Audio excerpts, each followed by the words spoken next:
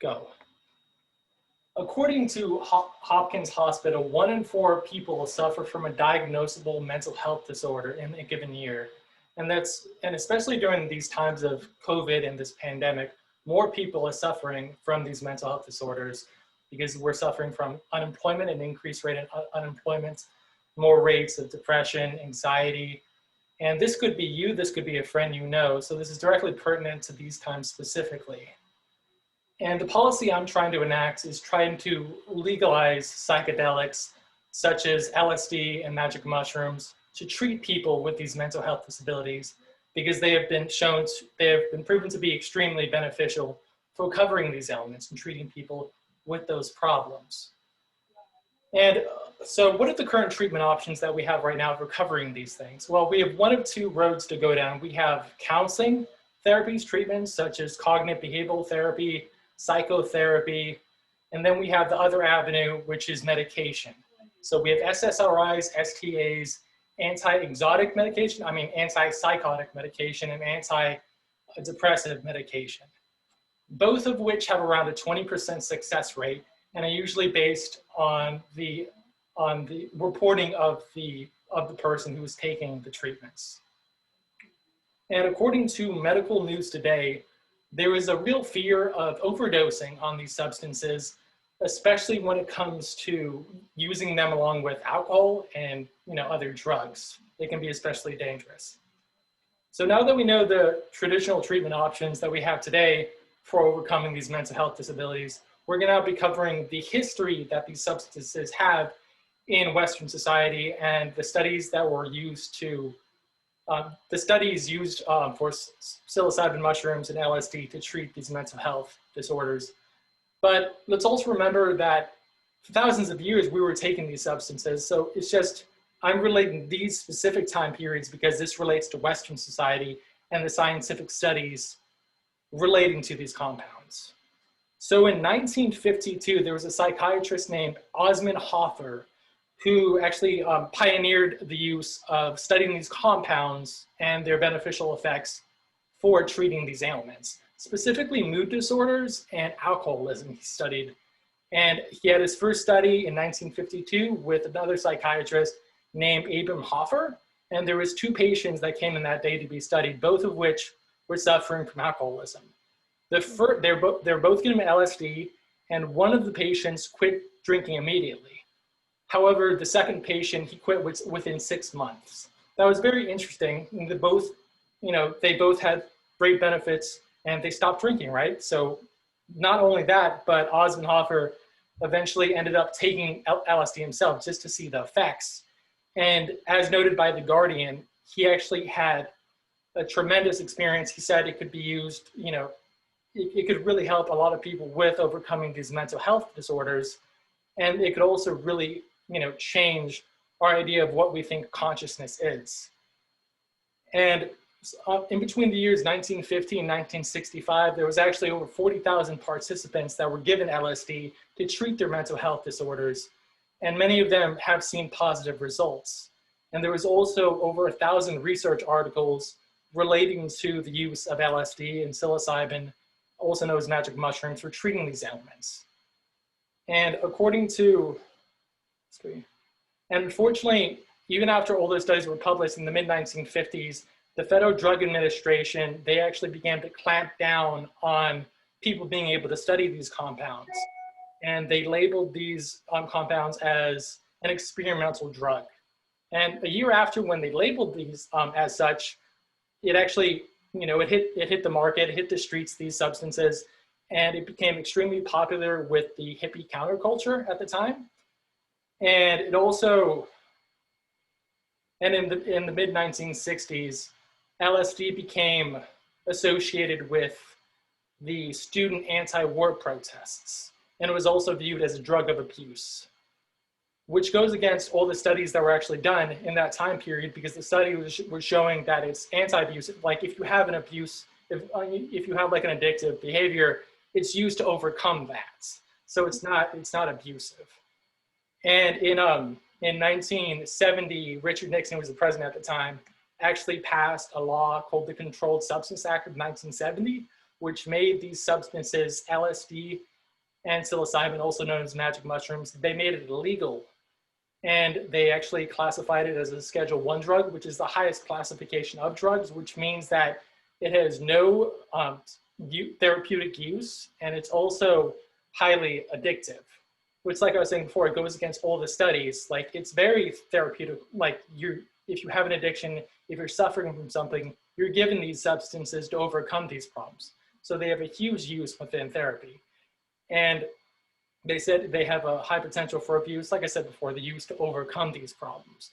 And what's also really interesting to note that in the late 1960s, Richard Nixon took the power away to classify drugs away from the Surgeon General, who was basically the leader of medicine at the time.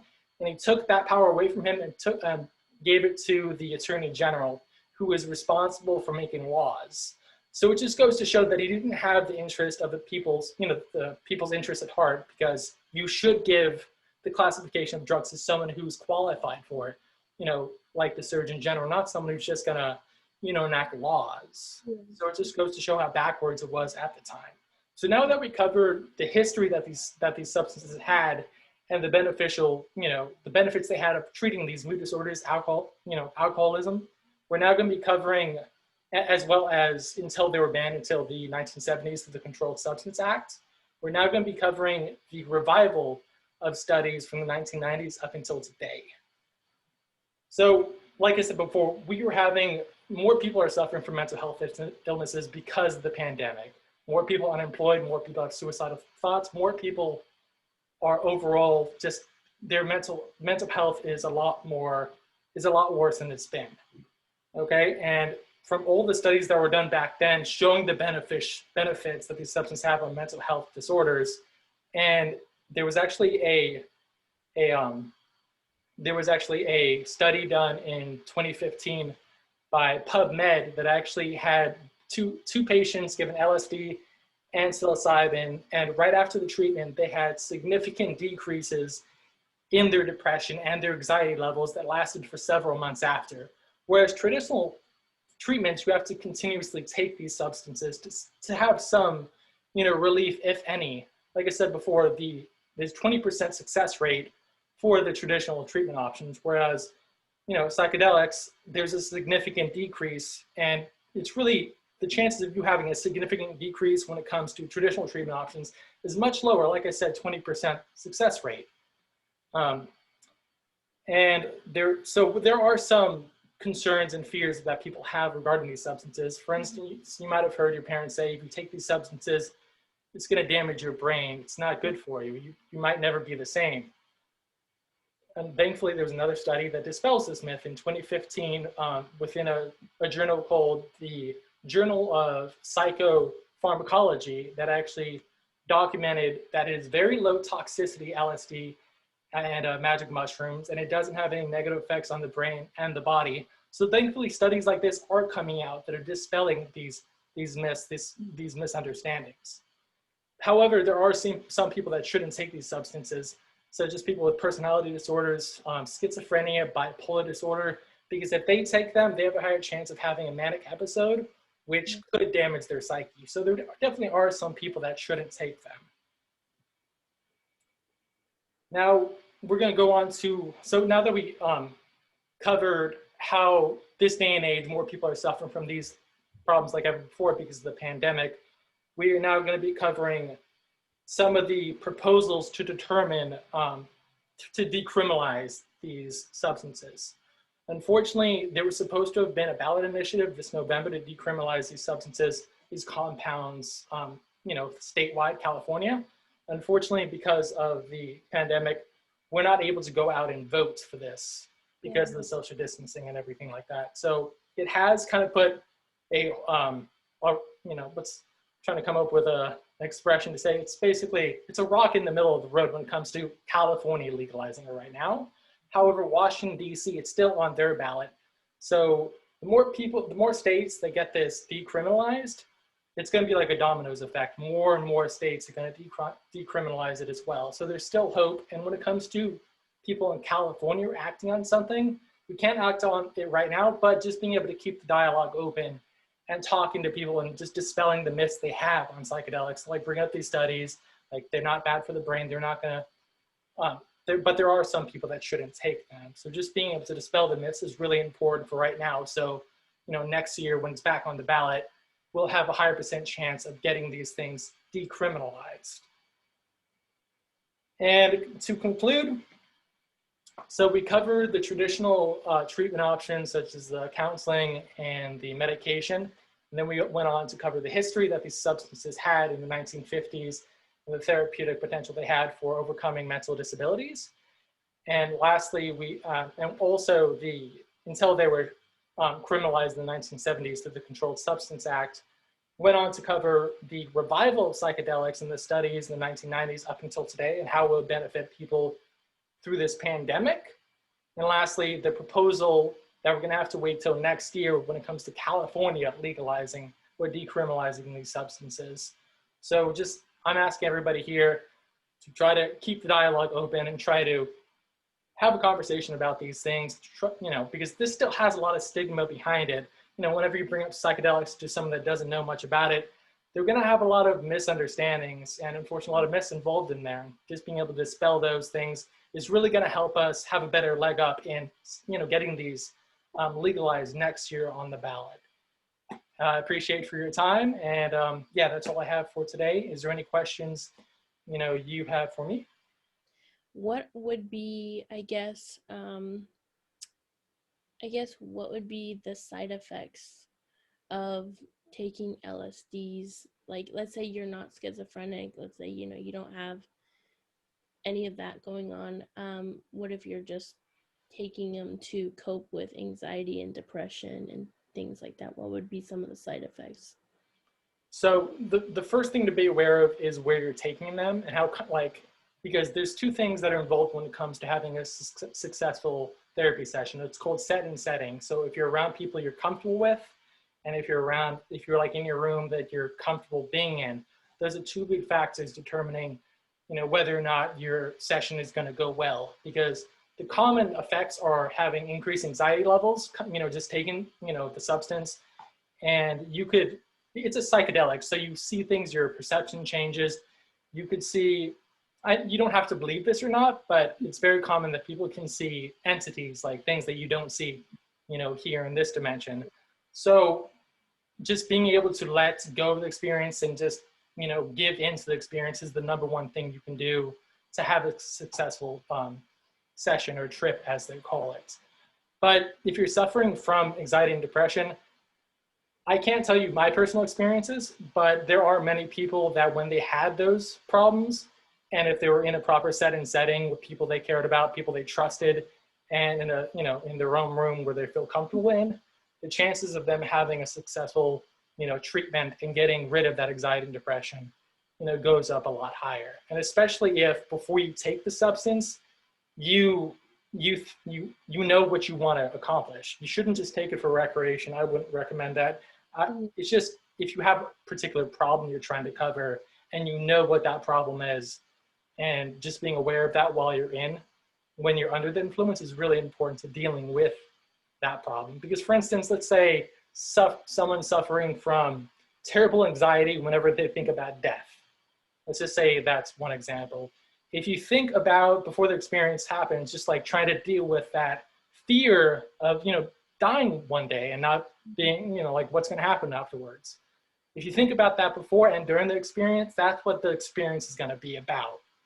So whatever you're afraid of, just think about it and it's going to manifest in the experience. And afterwards, like all these studies I was talking about, like if you do all these things right and you let go, which is really important, you're going to overcome that problem. Well, at least the studies show that to be the case. And it can be very challenging because whenever there's something, such a profound potential for something like overcoming the fear of death, like that shouldn't be easy, right? So if such a big problem like that can be, you know, taken care of, there's also the other side of it where it's going to be really challenging and it could be really scary because death is scary. It's probably one of the most terrifying things you could think of. So just be aware when you take these things, it's going to be really difficult. It could be probably the scariest thing, you know, depending on, you know, what your topic is. Like if you're thinking about death, there's really nothing scarier that I can think of, at least. So just be aware that it's going to be really challenging, and you could, see things that you just don't want to see. But in the long run, afterwards, you are going to be better because of it. At least that's what the stats and the articles show. That's really interesting. But it's the most interesting I can think of. Yeah, No. that's pretty neat though. I'm really glad because I don't know much about psychedelics and LSD and stuff like that. So you really informed me on all that stuff. So I thank you for that. Thank you. And Tell your family. I will. I definitely will. And I'm curious to know how I can go about like spreading the word to other people and like how I can be helpful in legalizing it and getting that going and stuff. So like I said at the end of the presentation, since it's not going to be on the ballot for, this state till next year because of the pandemic, just being able to try to decrease the stigma associated with these compounds by just talking about them and dispelling some of the myths, pointing to the studies that show that, at least the patients in these studies, they decreased their anxiety and depression levels significantly. And the traditional treatments, like they don't have really that much of a dip in their symptoms. Like you might get some, but psychedelics, so far what we've been able to see, they're a lot more effective in treating these problems because they go to the root of your problem. They don't put like a band-aid over like the traditional treatments. And another really interesting thing to note is psychedelics, if you take them once or if you take them in the proper setting, like I was saying before, and you have the intention to overcome a problem, you can sometimes you can only take it once and it could fix the problem. It can help you a lot, whereas traditional, you got to keep on taking it to see results in a traditional therapy. But like I was saying before, you just need to be more comfortable bringing this up to people. Like if they're talking about mental health around you or someone's dealing with depression, you're like, well, I heard about this study that psychedelics would be really beneficial, and talk about traditional therapies like only 20% being successful, and you need to continuously take these therapies, whether it's counseling or medication. And the chance of you overdosing on those antidepressants or those anti-psychotic medications go up a lot more when you take it with other drugs. And just the risk of injuring yourself and just overdosing is a lot worse on medications nowadays than psychedelics, because you can't die on psychedelics. Like the drug it has, like I said before, very low toxicity rate. It's not going to poison you. However, you can die by doing something stupid on it. Yeah. That's where the danger really comes into play. Like I was saying before, there are some people that shouldn't take it. Yeah. Some people that suffer from bipolar or just personality disorder, schizophrenia. However, it's funny I said that because one research article told me that's true, but then I went on CNN, I read an article, and there was this one woman that was suffering from, I think it was either bipolar or schizophrenia, and she accidentally took like over 100 hits of LSD, which the average hit is, the average dose is one. So she took over 100. Yeah. And she got a lot better. However, that's just one anecdotal report. So I would never recommend, I can't recommend something legally like that anyway, but I'm just saying the medical professionals, they wouldn't recommend taking that much. But like I said, just try to be more comfortable bringing this up to people, because since it's the most interesting thing I can think of, I always bring it up to people. I don't have that stigma associated with it because I'm just so, it's the most interesting thing I could ever think of. So I'm going to bring it up into any conversation. That's really neat. I really appreciate you bringing that up, and I would have never even thought about it. It's really neat, though. I would really like you to continue, just read some things online. It's just going to reinforce things I already, talked about. Even though, there are some articles that, will say otherwise, but like I said, there's a lot of misinformation on the internet as well. Right. But I really appreciate your questions. I'm really happy to be able to, provide this information, because I really think it can make the world, well, I can't say it, but the studies say that this could be the next really big thing for treating these mental health problems. I could see that. Yeah. I'm definitely going to do more research on it and start talking to people about it.